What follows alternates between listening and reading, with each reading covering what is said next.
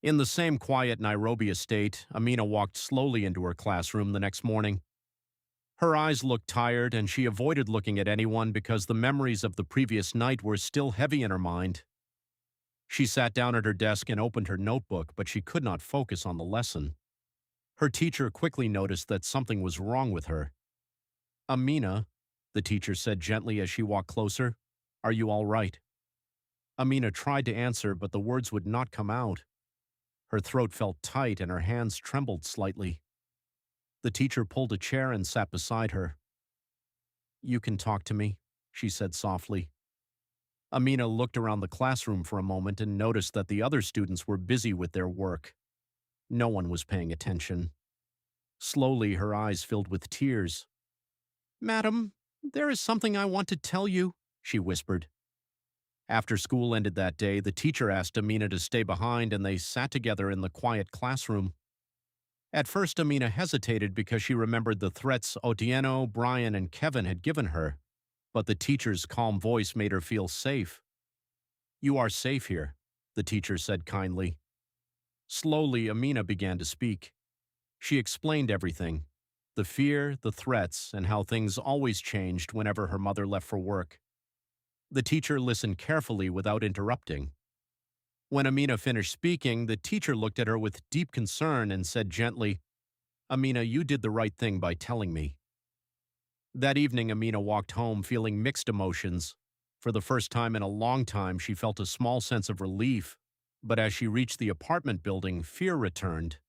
What if they found out she had spoken? She slowly opened the door and entered the house. Brian and Kevin were sitting on the couch watching television while Otieno stood near the kitchen drinking from a bottle. The moment Amina entered, all three of them looked at her. Brian smirked and said, "Well, look who's back." Kevin laughed quietly. Otieno stared at her carefully as if trying to read her thoughts. Amina quickly walked to her room without saying a word. Later that night, Mama Amina returned from work looking tired but still smiling when she saw her daughter. "Amina, how was school today?" she asked warmly. For a moment, Amina thought about telling her the truth, but fear stopped her again. "It was okay, Mom," she replied quietly. Mama Amina nodded and went to the kitchen to prepare dinner. From the living room, Otieno watched the two of them carefully because something about Amina's behavior felt different. He slowly walked toward her room and stopped at the door. "Amina," he said in a low voice. She froze. "Remember what we talked about," he continued quietly. "Some secrets are better kept quiet." The next morning at school, the teacher had already made a serious decision.